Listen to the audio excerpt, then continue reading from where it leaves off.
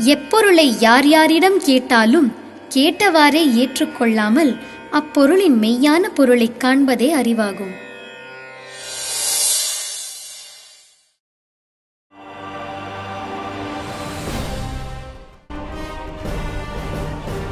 எமது கலாச்சாரத்தை பேணி அதனை முன்னேற்றுவதற்கான பொறுப்பை ஆசிரியர்கள் எடுக்க வேண்டும் என்று யாழ் தேசிய கல்வியியல் கல்லூரி பீடாதிபதி அவர்கள் அண்மையில் கூறியது ஊன்றி சிந்திக்கற்பாலது.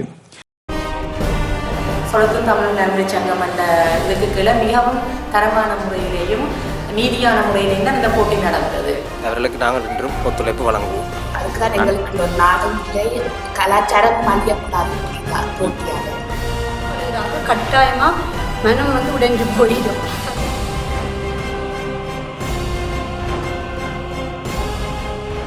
அதாவது சொலுத்து நலம்புரி சங்கம் நான் ஆரம்ப காலத்தில் அதாவது 25 வருஷங்களாக அவர்களுக்கு வாய்த்து கொண்டிருக்கிறேன். அது ஒரு கலையை வளர்ப்பதற்கான ஒரு பெரிய ஒரு நிறுவனமாக இருந்தது. அந்த நிறுவனம் தொடர்ந்து நடக்க ஆசைப்படுகிறேன்.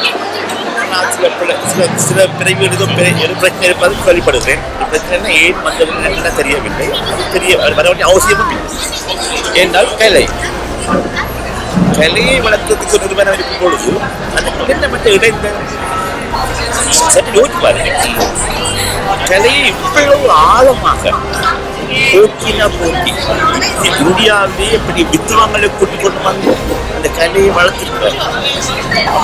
இந்தியாவிலிருந்து வந்து வாசிக்க ஆசைப்படுகின்ற ஒரு கலை, அந்த கலையில இவ்வளவு இருக்க வேண்டிய ஒரு கலை வளர்ந்த இடத்துல பிரச்சனை எனக்கு ஒன்றும் விளங்கவில்லை. அது ஏற்கக்கூடிய விஷயம் அல்ல. ஒரு நல்ல தீர்வை எடுத்து திருப்பியும் மீண்டும் அந்த கலையை வளர்க்கணும் என்று நான் ஆசைப்படுகிறேன்.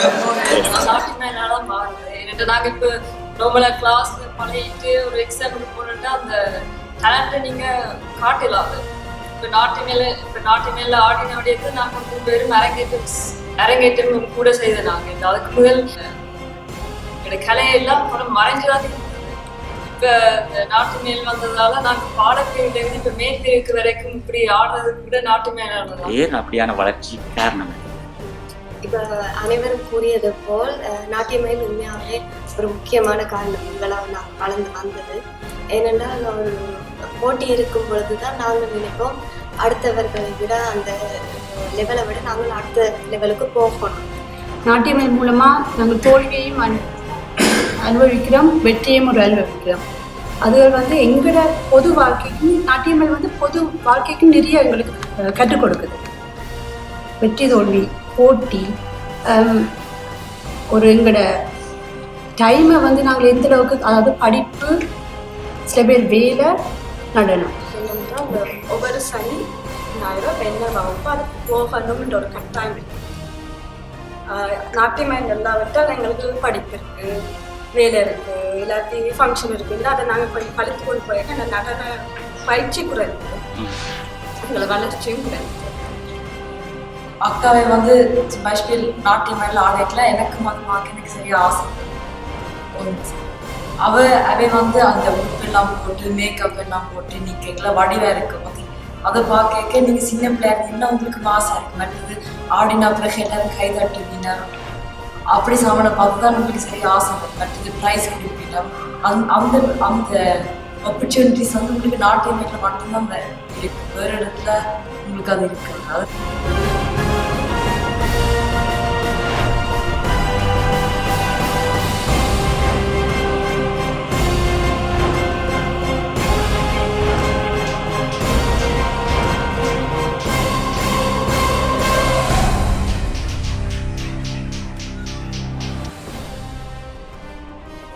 நாட்டியமயில் விருது பெற்ற மாணவி, உண்மையிலேயே நீங்கள் அதற்கு மிக கடினமாக பயிற்சி பெற்றுள்ளீர்கள், மிக அர்ப்பணிப்புகளை செய்திருப்பீர்கள்.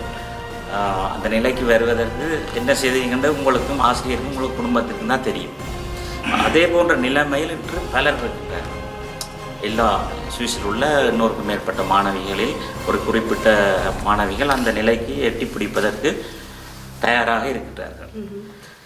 இந்த நிலையில் இந்த நாட்டியமயில் நடைபெறாமல் விட்டால் அவர்களது மனநிலை எப்படி இருக்கும் என்று நீங்கள் நினைக்கிறீங்க? கட்டாயமாக மனம் வந்து உடைஞ்சு போயிடும். அதாவது எங்களுக்கு நாங்கள் எல்லாம் அப்போ நாட்டியமேலுக்கு பழகிக்கலாம், எங்களுக்கு அதுதான் உலகம். படிப்பை தவிர டான்ஸ்ன்றால் அது வார்த்தையால் சொல்ல முடியாது. அதில் ஒரு சந்தோஷம், ஒரு எய்மோடு நாங்கள் இருக்கல, அதில் ஒரு மனசு உடைஞ்சு போயிடும் உண்மையாக. மற்றாக்கள் இப்போ அம்மா அப்பா கிட்ட ஃபோர்ஸ் பண்ணி அதற்காக வர்ற ஆக்களுக்கு சில நேரம் பெரிய பாதிப்பு இருக்காது.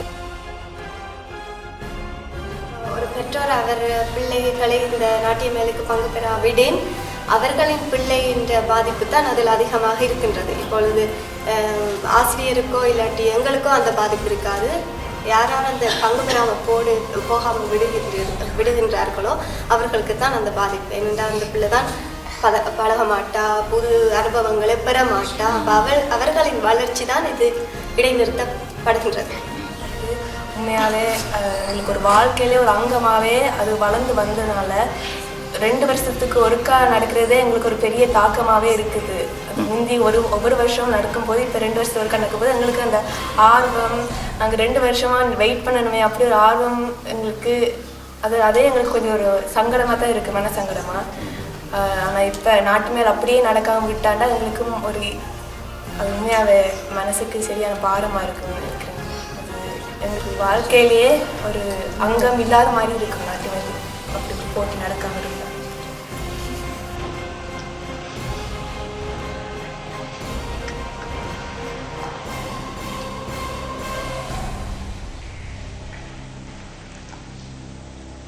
பரிசை வெல்லணும் என்ற குறிக்கோளில் பல மாணவர்கள் இருக்கின்றார்கள். அவர்களுக்கு இந்த நாட்டிய நிகழ்வு நடக்காமல் விட்டால் எப்படியான ஒரு பாதிப்பை ஏற்படும்? முதலாவது இந்த நாட்டிய மேலால் எங்களுக்கு என்னென்றால் இந்த ஒவ்வொரு சனி ஞாயிறோ என்ன வகுப்பு அது போகணும்ன்ற ஒரு கட்டாயம் இருக்குது. நாட்டிய மேல் இல்லாவிட்டால் எங்களுக்கு படிப்பு இருக்குது, வேலை இருக்குது, இல்லாட்டி ஃபங்க்ஷன் இருக்குன்னு அதை நாங்கள் கொஞ்சம் கழித்து கொண்டு போயிருக்க அந்த நடன பயிற்சி குறைந்துடும், எங்களை வளர்ச்சியும் குறைந்துடும். நாங்கள் நாட்டிய மேல் இருக்கிறதால் நாங்கள் எல்லாரும் எங்களை ஒரு கட்டாயப்படுத்தி என்ன இருந்தாலும் அதை இப்பொழுது தள்ளி வைத்து நாங்கள் அந்த நாட்டு மேல் வரைக்கும் எங்களை வருத்தி நாங்கள் வந்து கொண்டிருக்கோம் ஒரு கட்டாயமாக.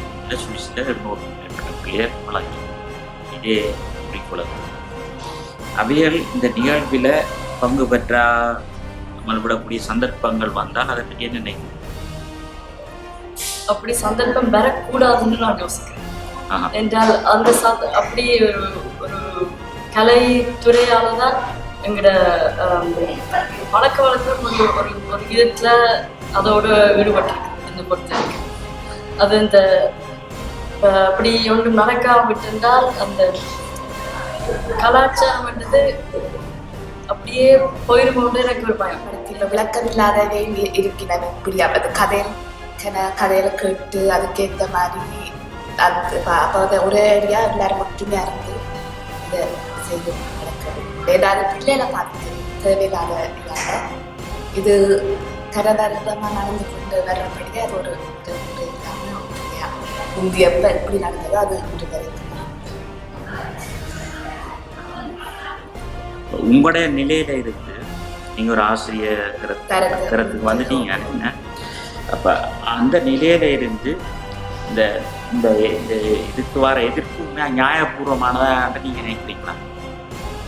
நியாயம் இது சொல்ல நியாயம் போட்டி என்றுதான் சொல்ல முடியும். எங்களுக்குள்ள போட்டி அது எப்பயும் இருக்கும், அதை நாங்கள் மாற்றிக்கொள்ள வேண்டும். அதுக்குதான் எங்களுக்கு ஒரு நாடும் இல்லை, கலாச்சாரம் அழியக்கூடாது. இப்படிதான் போட்டியாக 10 ஆசிரியர்கள் வந்து ஒரே நிலையில நீ கேட்க மற்ற ஆசிரியர்களும் யோசிக்க பெற்றோரும் வந்து யோசிக்கலாம். இவ்வளவு பேரும் ஒரு நிலையில நிற்கணும்னா இங்க வந்து நியாயமான முறையில இந்த போட்டி நடந்து கொண்டிருக்கின்றது, அதனாலதான் அந்த அவ்வளவு ஆசிரியர்களும் மாணவர்களும் சேர்ந்து நிற்கிறார்கள் என்றதை யோசிக்கலாம். அப்ப இதை வந்து பெற்றோர்கள் வந்து எந்த விதத்துல புரிந்து கொள்ளணும்னா தம்முடைய மாணவர்களுடைய தங்களுடைய பிள்ளைகளுடைய முன்னேற்றம் எந்த வகையிலையும் வந்து தடைப்படக்கூடாது. அவர்கள் இன்னும் மேலும் மேலும் இதுல வந்து நல்ல ஒரு வளர்ச்சி பாதையில் இந்த கலையிலையும் எங்களுடைய கலாச்சாரம் பண்பாடு சார்ந்த நிகழ்வுகள்ல வந்து அவர்கள் வந்து ஒரு நல்ல நிலைக்கு போக வேண்டும் என்றால் பெற்றோர்கள் மனம் குழம்பாமல் ஒரே பாதையை நோக்கி செல்வது நல்லது என்பது என்னுடைய தாழ்மையான கருத்தும் வேண்டுகோள். பெற்றோர்களின் நிலைமை எப்படி இருக்கு? என்னிடம் கற்கும் அநேகமான இந்த போட்டியில் பங்கு பெற்ற அநேகமான சொல்லப்போனால் 99% பெற்றோர்கள் இது இத்தனை வருஷமாக ஒரே இடத்துல நடந்தது. அதால் நீங்கள் எல்லாரும் அதே இடத்துல தான் செய்ய வேணும். என்றால் இது ஒரு தப்பான ஒரு வழியால் தேசியத்துக்கு எதிராக இந்த இது இந்த நிறுவனம் நடக்கப்படையில எல்லாம் ஒற்றுமையாக தான் இன்று வரைக்கும் நடந்தது. அதால் நீங்கள் எல்லாருமே இத்தனை வருஷமாக நீங்கள் எங்கே செய்தீர்களோ என்னோட அவர் கதை கேட்க அந்த இடத்துல நாங்கள் எல்லாருமே ஒற்றுமையாக உங்களுக்கு பின்னால் வாரம் டீச்சர்ன்றதான் அவர்களுடைய ஒட்டுமொத்த பெற்றோருடைய விருப்பம். கூடியவரை மாணவர்கள் பெற்றோர்கள் எல்லாம் ஒரே மனதோடு தான் இருக்கின்றார்கள். இத்தனை வேகமாக நடந்தது சொலத்தும் தமிழ் நன்மை சங்கம் என்ற இதுக்கு கீழே மிகவும் தரமான முறையிலேயும் நீதியான முறையிலேயும் தான் இந்த போட்டி நடந்தது. அப்போ அதை விட்டு நாங்கள் இன்னொரு எனக்கு போக வேண்டிய அவசியம் என்னை பொறுத்தவரை எனக்கும் எனது மாணவர்கள் பெற்றோர்களுக்கும் இல்லை என்பது தான் ஆணித்தரமான என்னுடைய முடிவு. டீச்சர் இவ்வளவு தூரம் எங்களுக்கு பழக்கிட்டு வந்துட்டான்னு சில மாணவர்கள் அப்படியே சோர்ந்து போய் அவர்களோட கண்ணிலேயே அப்படியே தெரிஞ்சுது அந்த கவலை. ஆனால் எனக்குமே அதெல்லாம் மிகவும் மனவர்த்தத்துக்குரிய செயல்னா ஒரு மாணவியினுடைய ஒரு முன்னேற்றம் அங்கே தடப்படுகிறது. இதனால் ஒரு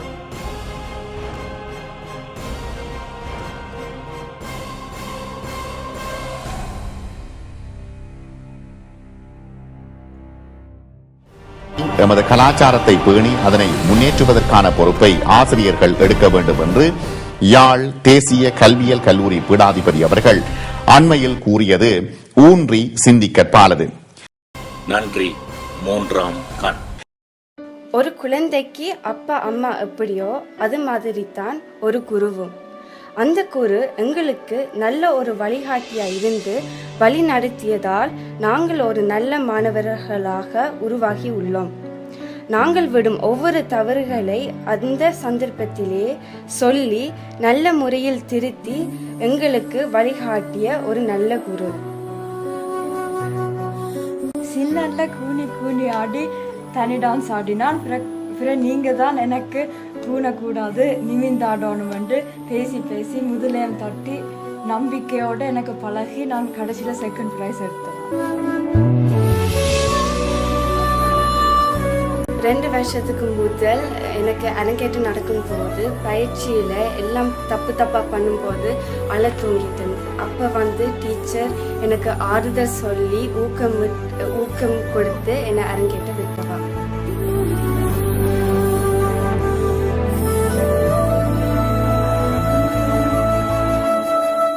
சின்ன வயதில் குழு நடனம் ஆடும் பொழுது டீச்சர் எப்பவும் எங்களுக்கு சொல்லுவார் கண்ணை திறந்து சிரிச்சு ஆட சொல்லி. அப்ப சொல்லும் போது அவன் நல்ல கண்ணை வீழ்ச்சி காட்டுவான்.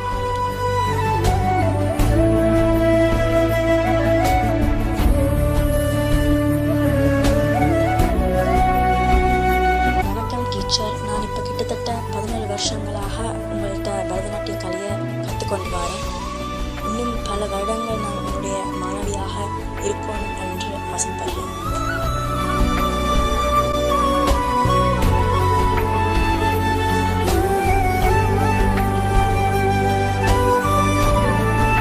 டீச்சரை பற்றி இதன் ஒரு நினைவு சொல்லணும்னா முக்கியமாக ஒன்று சொல்ல இருக்குது. என்னென்னா நாங்கள் சின்ன வயசில் ப்ரோக்ராமில் இல்லாட்டி நாட்டியம் விளையாடும்போது எப்பவுமே டீச்சர் சிரிச்சு ஆட சொல்லுவோம். ஆனால் எங்களுக்கு இயல்பாக சிரிப்பு வந்ததே கிடையாது. எப்பவுமே ஈயண்டு மடியில் சிரிச்சுட்டு வரோம். ஆனால் இன்றைக்கு நாங்கள் இவ்வளோ சுத்தமாக அரைமண்டியோடு இந்தளவுக்கு வளர்ந்துருக்கோம்டா அதுக்கு முக்கிய காரணம் டீச்சராக தான் இருப்பாள். ஸோ அவங்களோட வாழ்க்கைக்கு அவள் உண்மையாக ஒரு முக்கியமான ஒரு ஆளாக இருப்பாள். அவள் நாங்கள் ஒருபோதுமே மறக்க முடியாது.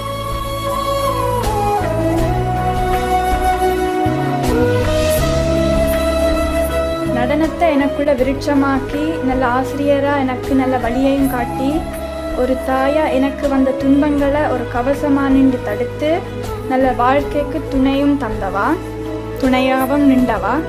சின்னல ஞாபகம் இருக்குது, சோதனை நேரம் எங்களுக்கு களிமண்டு சொல்லியே நல்ல பேச்சும் தந்து படிப்பிச்சுட்டு அப்புறம் கடைசியாக நாங்கள் டி எடுத்த பிறகு கை தட்டி பாராட்டி எங்களோட சந்தோஷப்பட்டது எங்களோட டீச்சர் தான். எல்லாத்துக்கும் நன்றி டீச்சர்.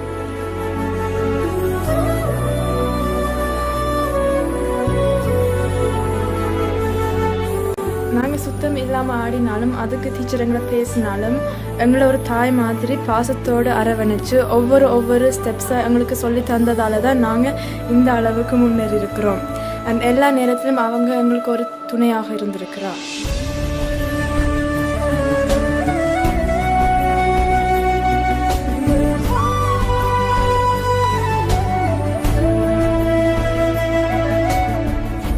வயசில் இருக்கும்போது நீங்கள் கடைக்குள்ள வந்து நின்று டான்ஸ் கிளாஸுக்கு போகும்போது உங்களை பார்த்து தான் ஆசைப்பட்டு டான்ஸ் கிளாஸுக்கு சேர்ந்தேன். உங்களோட பொறுமையாலையும் உங்களோட அன்பாலையும் தான் நான் இவ்வளோ தூரத்துக்கு வந்திருக்கிறேன். நன்றி. ஞாபகம் வருதண்டா, ஒவ்வொரு டான்ஸ் எக்ஸாம் முதல் நான் தியரி படிக்காமல் வருவேன். நெடுக பேச்சு நடக்கும். உமக்கு தியரி படிக்க தெரியாதோ, வாரக்கிழமை எக்ஸாம் என்ன செய்ய போறீர், இப்படி போன முட்டை தான் வரும். மண்டையில குட்டு விழும், தடி எடுத்து அடிக்காத குறதா. ஆனா கடைசி நேரத்துல இருந்து படிச்சு எப்படியாவது எக்ஸாம்ல டி எடுத்து பாஸ் பண்ணிடுவேன். பேருந்து ரிசல்ட்ஸ் வந்த பேருந்து டீச்சர் சொல்லுவா, எனக்கு முதல்ல நம்பிக்கை இருந்தது நீர் பாஸ் பண்ணுவீரண்டு. கெட்டி காரி.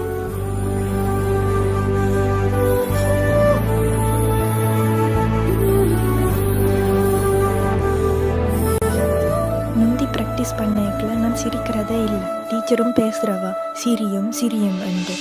பிறகு மேடை ஏறினா பிறகு நானும் ஐயோ டீச்சர் பேச போறாவே என்றுட்டு ஈ என்றே சிரித்து கொண்டு ஆடினான்.